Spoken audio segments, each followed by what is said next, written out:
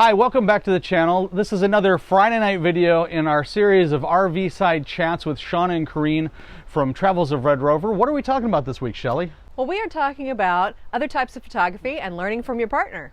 That's a really cool one. And if you missed last week's episode, that was over on Shawn and Corinne's channel, Travels of Red Rover. Hop on over after you watch the video. We talked about creativity and motivation on last week's episode over there. And stay tuned until the very end to find out what we're going to be talking about next week on their channel.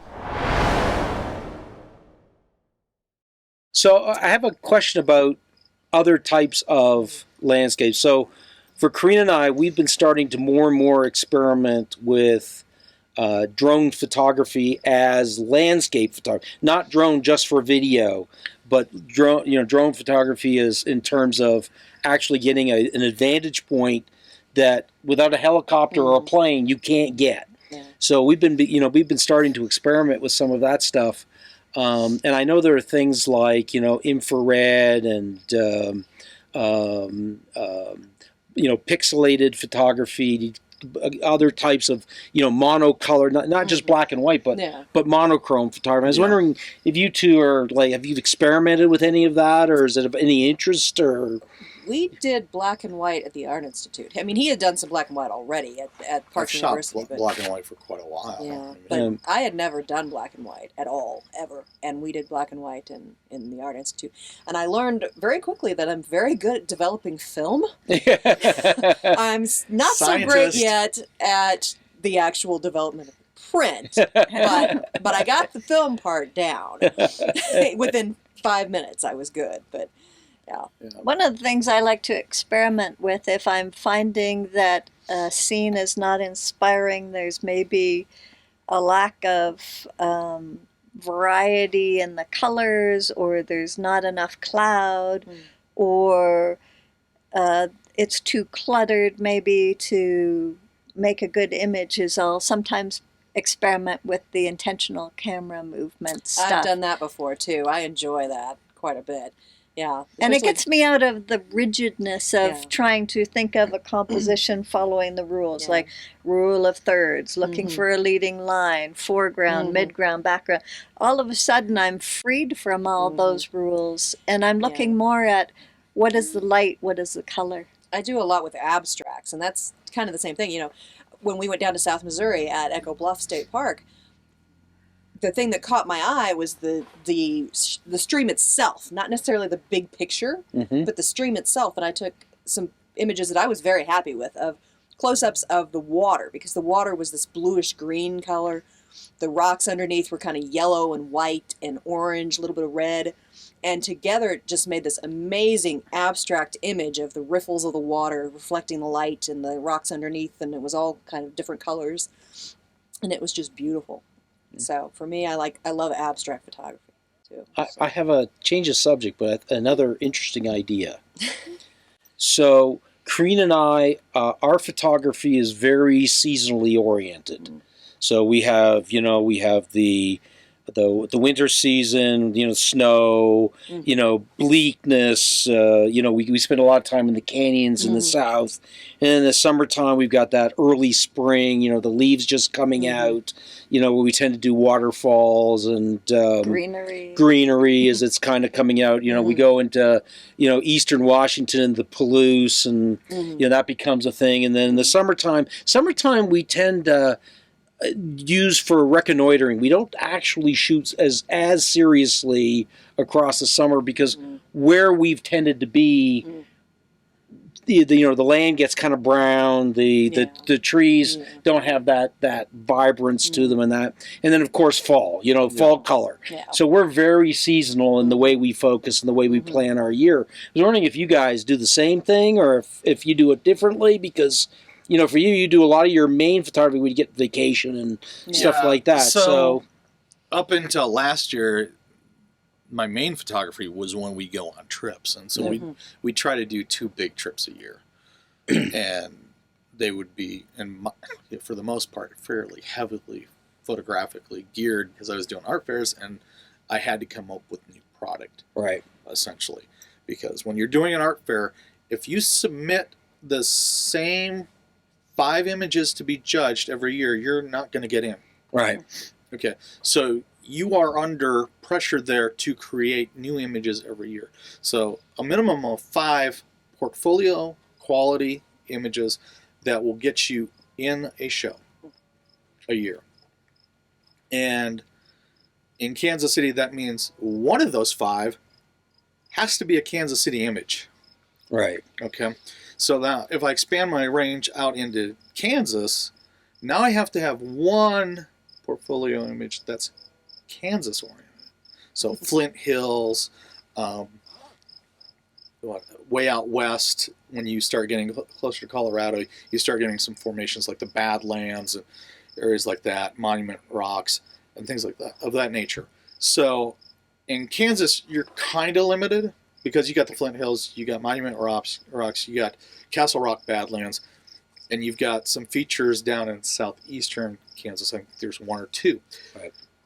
How do you change those up year to year? The only way you got to shoot them, more or less a different version of those every year. Mm-hmm. So is it summer, fall, spring, winter? Well, the one that I haven't been able to do is Flint Hills during the burn, because they do the prescribed burn every year. Can't do it. I mean, I'd have to wear a respirator mask. Probably, actually, I'd have to wear a firefighter's tank because of the amount of smoke that's put up. Comes into Kansas City and gives me enough issues with my breathing. But it's one of those things where I've got a certain amount of pressure that I've got to come up with 5 uniques.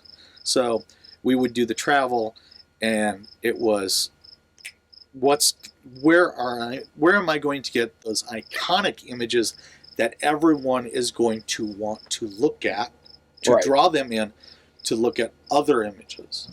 So when we would do a trip, it would be find iconic locations, take the iconic shot, then find something that's not the iconic shot or composition there at that location, and build out that portfolio.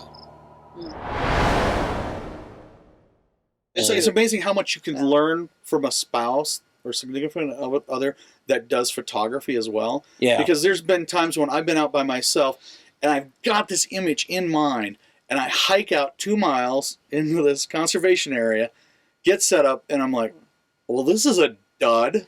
Yeah. Then I go, what would Shelley do? Focus on something smaller. Yeah. Get more intimate with the image. And I started doing that, and I'm like, okay, I actually learned something from my wife, who kind of learned photography from me. Yeah. So now it's coming full circle. And 9 times out of 10 now, I'm looking at her images and go, God, she's better than I am. Yeah. She's I don't know definitely. about Well, you're that, taking. but- No, you really are taking some really excellent photographs. Thanks. You know, I mean, I know that they've been fantastic, and that's actually an interesting point, because and I want to follow up on that. It's something that should not be underestimated, and that is how much learning goes on while you're on location and you're watching another photographer, who happens to be, in my case, Corinne most of the time, and she's looking at it and she sees the site in an entirely different way than I see it. Yeah. Yeah. And, you know, I may or may not recognize it at the time. I certainly recognize it when I see the photographs later on. I realize we were standing in the same place. Those don't look like anything. I mean, I didn't even see that composition. That really can really add, I think, greatly to not only the enjoyment, but also keeping it fresh. Yeah. Yeah.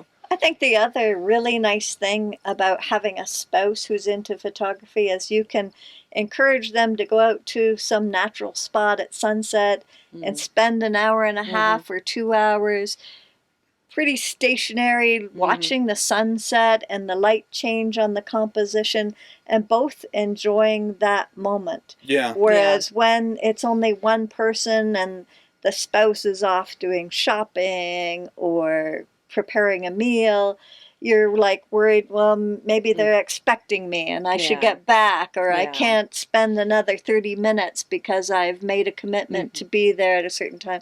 So having a spouse that joins you relaxes it, and you can be in the moment together. That's very true. Yeah, we find that a lot. And the other interesting thing is he's very much a technical shooter. I am not very much a technical shooter. I mean, I know the technique of it. I understand the workings of the camera and all of that, but for me, it's more about the composition and what the image is that I'm going to make from that. I mean, for him, he's very technical. He always has been a very technical shooter, and I'm completely the opposite of that. The technical side came after the composition side. I understood the composition, and then I learned the technical side of it. So It's funny. from a different approach. We're exactly the opposite. Yeah. Corinne's far more technical in the way she sees a shot. Yeah. You know, I'm completely flighty. You know, for me, it's the emotional response I have to the composition. Yeah. You know, and it's an interesting thing because I would say that on average, Corinne gets a better shot than I do, just on average, because she's analyzing the composition. But and it's funny in a kind of way. It's really freeing because I know I'm doing a YouTube channel. I know I'm going to have to put up photographs, and I can rely on Corinne to create great images. And that means I'm sort of freed up sometimes to be that flighty. I'm going to go after the image that maybe the Risky one. the risky one, the gallery shot that, you know, quite frankly, I'm going to stick to a composition. I'm going to wait for that light. I'm going to pray those clouds come in, and I'm going to, you know, I'm just going to hang in there. If it happens, woohoo, party time. But we all know that it only happens 5% of the time, 1% of the time. Pretty much. Where Corinne will often be very good at as you describe it, building a shot that is, you know, technically pleasing. It's visually pleasing. It's a good shot, and it's not that she couldn't take that massively fantastic shot either. It's just that, you know, she's thinking about this analytically, and I'm thinking about this like a bit flighty. Well, technical shooters, from what I've seen, we tend to find a composition, use all the rules that we know of photography. We use those rules, and then sometimes we'll break them. Yeah. But not always. There has to be something really compelling in a composition for me to break all the rules. But the important thing is you got to understand the rules to know when to break them and when not to, right? Yeah. Well, we hope you enjoyed that wonderful talk that we just had with Shawn and Corinne from Travels the Red Rover. If you tune in next week on their channel, you'll see us talking about finding locations and gaining access to the sites that we want to shoot. And we really appreciate everybody stopping by, taking some time out of their day to watch these discussions that we've had with Shawn and Corinne. We had fun making them and filming them, and we're really enjoying watching them over. And I've seen them multiple times with all the edits and stuff that I've done on them. And I appreciate any feedback you guys have. If there's any questions that you would like Shawn, Corinne, Shelley, or I to answer, just leave a comment down below. We'll get back to you down there. I think we're going to pull a bunch of comments together, and next time we get together with Shawn and Corinne, we'll do a Q&A video. So if you got any questions about how we do things, how we find locations, gear we use, why we use it, that type of thing, leave that in a comment down below as well. Thank you so much for watching. It means a lot to us. If you haven't yet done so, please hit that subscribe button down below. Hit the bell for future notifications. Ding. Ding. And give us a big thumbs up. Thanks again for watching. We'll see you next time. Bye.